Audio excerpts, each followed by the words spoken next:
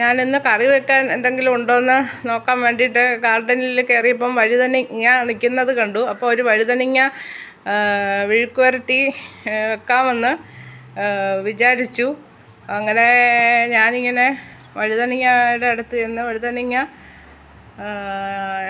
എടുത്തു.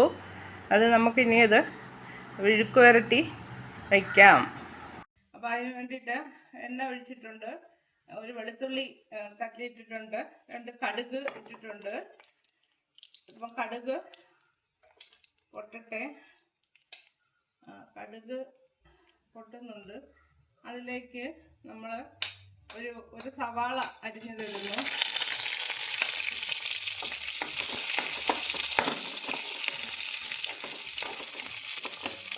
അതൊന്ന് വഴണ്ട് വരുന്നുണ്ട്.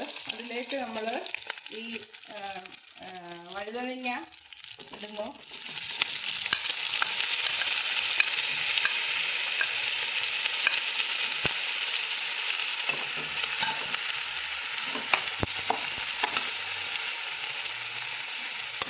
അതിൽ നന്നായിട്ട് ഇളക്കിയിട്ട് ലേശം ഉപ്പും ചേർത്ത് നമുക്ക് വേവിക്കാം.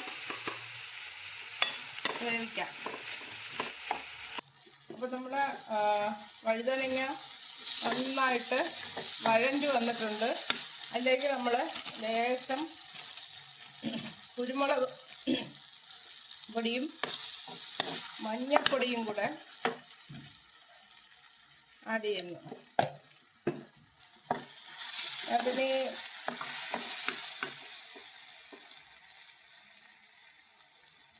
എരി ഇവിടെ കുറച്ച് മതി, അതുകൊണ്ട് ലേശം മുളക് പൊടിയും കൂടെ ആഡ് ചെയ്യുന്നു.